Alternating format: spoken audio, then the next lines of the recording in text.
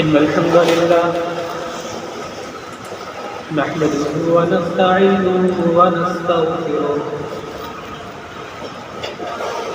ونعوذ بالله من شرور أنفسنا ومن سيئات أعمالنا من يهده الله فلا مضل له ومن يضلل فلا هادي له وأشهد أن لا إله إلا الله وحده لا شريك له وأشهد أن محمدا عبده ورسوله أما بعد فإن خير الحديث كتاب الله وخير الهدي هدي محمد صلى الله عليه وسلم وشر الأمور محدثاتها وكل محدثة بدعة وكل بدعة ضلالة وكل ضلالة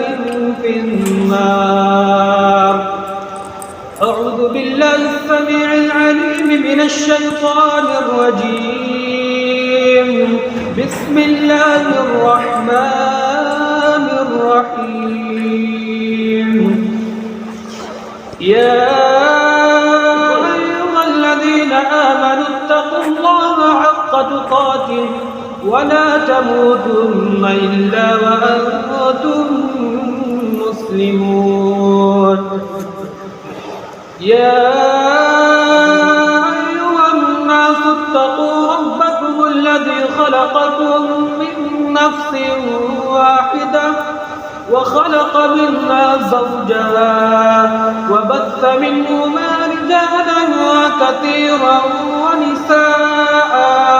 واتقوا الله الذي تساءلون به والأرحام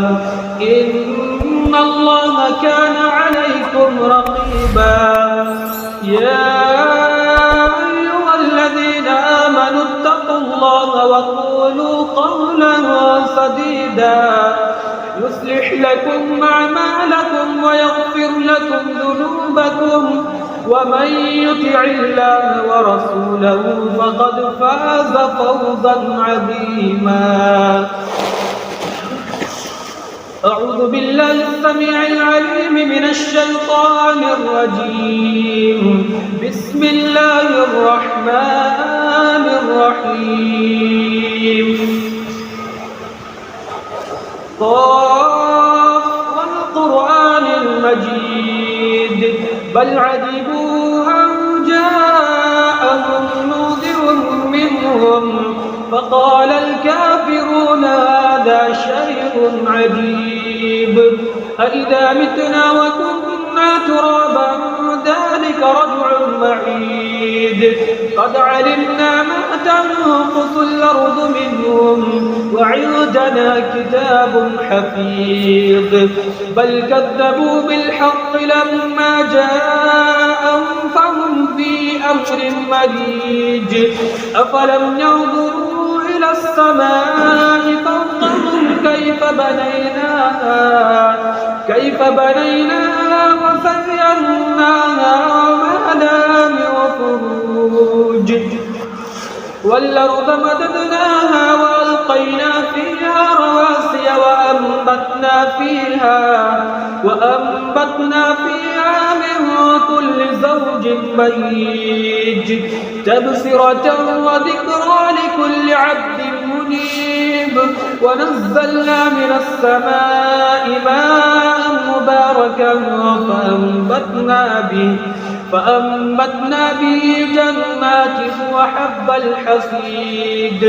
والنخل باسقات لها طلع نضيد رزقا للعباد وأحيينا به بلدة ميتا كذلك الخروج كذبت قبلهم قوم نوح وأصحاب الرس وثمود وعاد وفرعون وإخوان لوط وأصحاب الأيكة وقوم تبع كل كذب الرسل فحق وعيد أفعينا بالخلق الأول بل هم في لبث من خلق جديد ولقد خلقنا الإنسان ونعلم ما توسوس به نفسه ونحن أقرب إليه من حبل الوريد إذ يتلقى المتلقيان عن اليمين وعن الشمال قعيد ما يلفظ من قول إلا لديه رقيب عتيد وقال الله تعالى في كلامه المجيد أعوذ بالله من الشيطان الرجيم بسم الله الرحمن الرحيم من عمل صالحا من ذكر أو أنثى وهو مؤمن فلنحيينه حياة طيبة ولنجزينهم أجرهم بأحسن ما كانوا يعملون وقال النبي صلى الله عليه وسلم أقرب ما يكون العبد من ربه وهو ساجد فأكثر الدعاء رب اشرح لي صدري ويسر لي أمري واحلل عقدة من لساني يفقهوا قولي رب زدني علما رب زدني علما اللهم رب زدني علما وارزقني فهما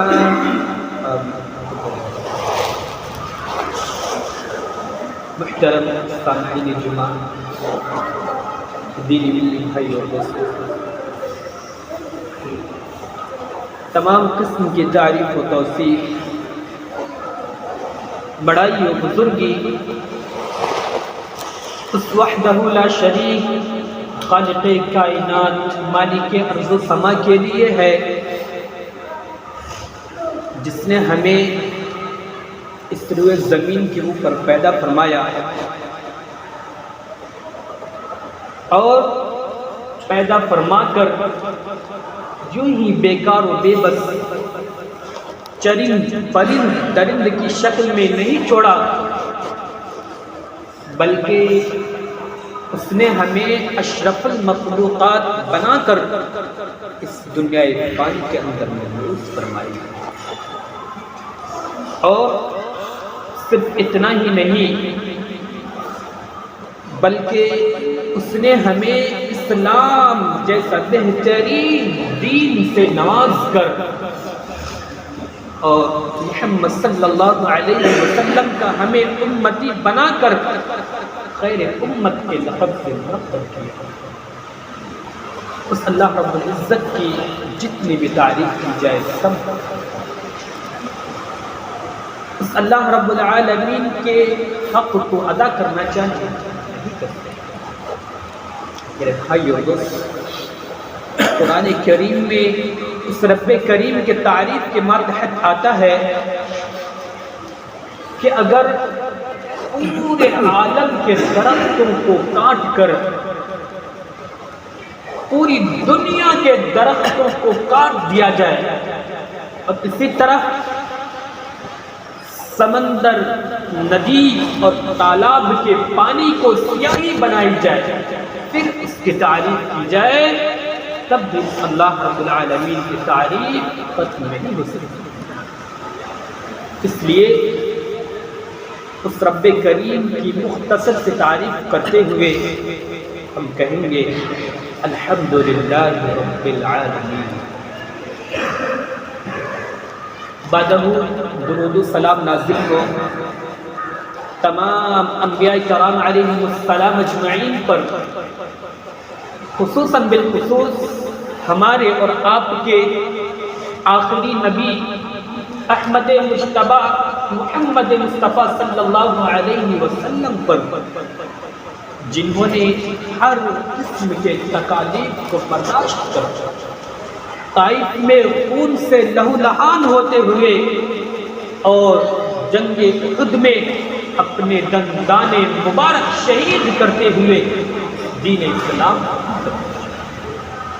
درود و سلام کی ڈالیاں نشاور ہو اس نبی پر، جنہوں نے صرف اور صرف اس امت کی خاطر راتوں رات جاگتے رہے، صرف اور صرف اس امت کی نجات کے لیے دعائیں کرتے رہے۔ درود و سلام کی بارش نازل اس نبی پر جو رحمت للعالمین ہے۔ اللہم صل علی محمد وعلی آل محمد کما صلیت علی ابراہیم وعلی آل ابراہیم انک حمید مجید۔ اللہم بارک علی محمد وعلی آل محمد کما بارکت علی ابراہیم وعلی آل ابراہیم انک حمید مجید۔ محترم سامعین جمعہ، اللہ تعالیٰ نے تمام انسانوں کو مٹی سے پیدا کیا ہے، اور حضرت آدم علیہ السلام کو سب کا باپ بنا۔ اس لحاظ سے سب کی بنیاد تو ایک ہے، لیکن وہ کئی اعتبار سے ایک دوسرے سے مختلف ہیں۔ لیکن میرے بھائیوں، یہ سب کے سب اپنے احوال میں ایک دوسرے سے الگ ہونے کے باوجود،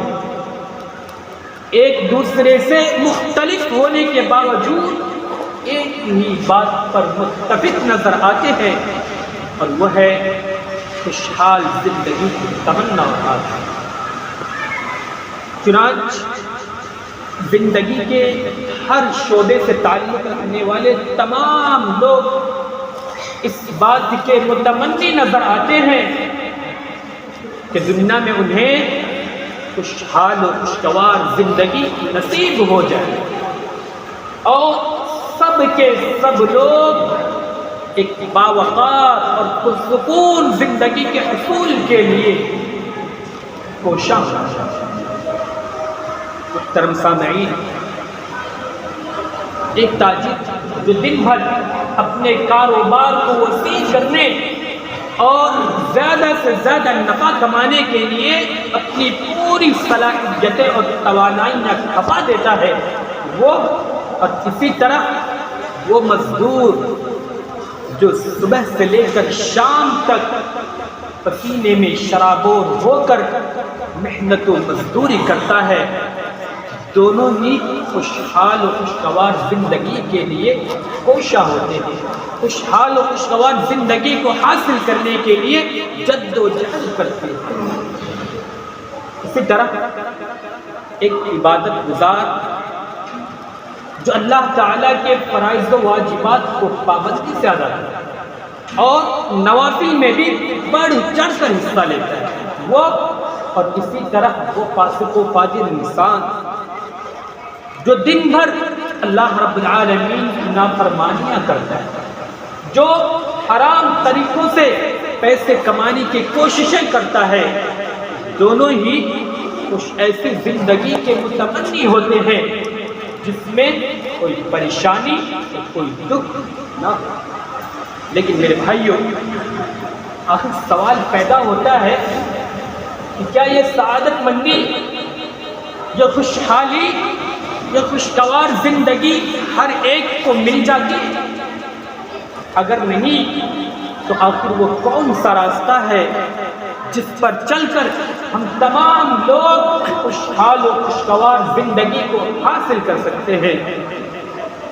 میرے بھائی اور دوستو، ہم یہی سوال ایک دوسرے انداز سے بھی کر سکتے ہیں، اور وہ اس طرح کہ اس دور میں تقریباً ہر شخص پریشان حال نظر آتا ہے۔ کسی کو روزگار کی پریشانی، کسی کو مالی و کاروباری مشکلات کا سامنا، کسی پر قرضوں کا بوجھ، کسی کو جسمانی بیماریاں چین و سکون سے سونے نہیں دیتی، کسی کو خاندانی لڑائی جھگڑے بے قرار کیے ہوئے۔ الغرض یہ کہ ہر شخص کسی نہ کسی پریشانی میں مبتلا نظر آتا ہے، اور ظاہر ہے کہ ہر شخص ان دکھوں اور صدموں سے نجات بھی حاصل کرنا چاہتا ہوگا۔ تو آئیے میرے بھائی اور دوستو، ہم سب قرآن و سنت کی روشنی میں ان سوالوں کا جواب معلوم کر دیا۔ میرے محترم سامعین، کامیاب اور خوشحال زندگی کا ایک اصول ایمان و عمل ہے۔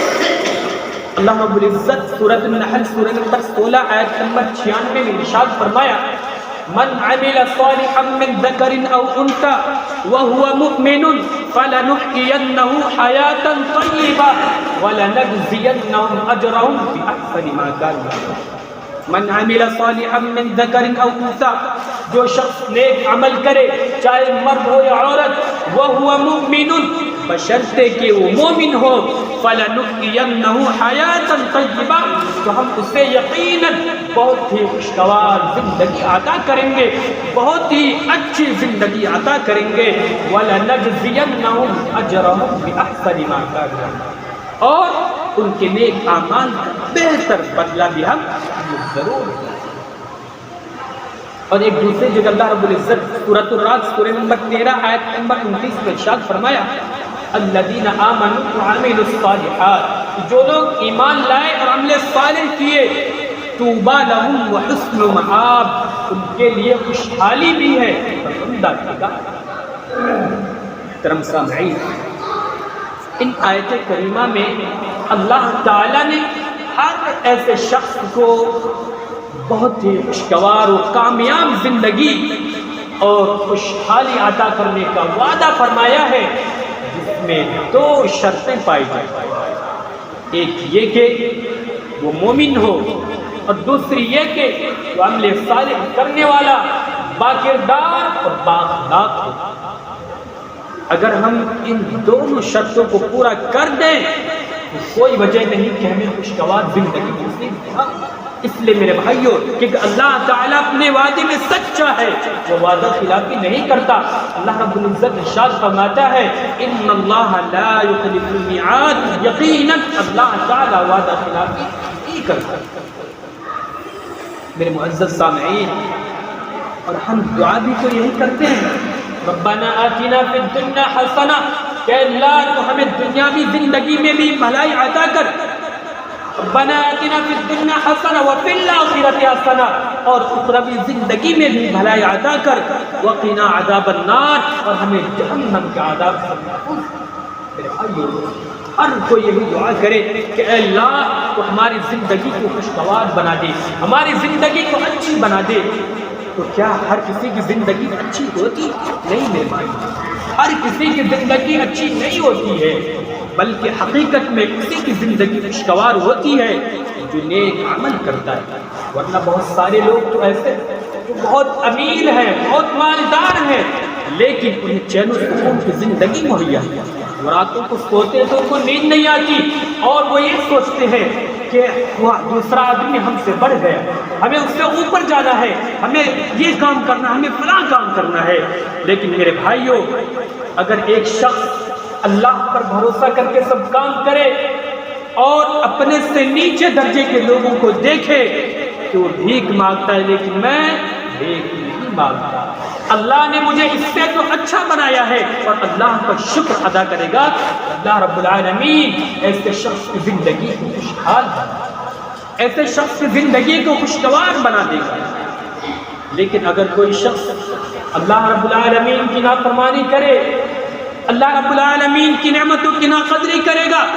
تو اللہ رب العالمین ایسے شخص کی زندگی کو تنگحال بنا دے گا، ایسے شخص کی زندگی میں پریشانی ڈال دے گا، اور قیامت کے دن اسے اندھا بنا کر کے اٹھائے گا، جیسا کہ اللہ رب العزت نے سورہ طٰہٰ سورہ نمبر 20 آیت نمبر 124 آیت 26 میں ارشاد فرمایا، وَمَنْ أَعْرَضَ عَنْ ذِكْرِي فَإِنَّ لَهُ مَعِيشَةً ضَنْكًا، اور جو شخص میرے ذکر سے اعراض کرے گا، منہ پھیرے گا، تو ہم اس کی زندگی کو تنگ کر دیں گے، اس کی زندگی میں پریشانی ڈال دیں گے، وَنَحْشُرُهُ يَوْمَ الْقِيَامَةِ أَعْمَىٰ، اور قیامت کے دن ہم اسے اندھا بنا کر کے اٹھائیں گے۔ وہ شخص کہے گا، قَالَ رَبِّ لِمَ حَشَّرْتَنِي أَعْمَىٰ، کہ اے میرے رب تو نے مجھے اندھا بنا کر کے کیوں اٹھایا؟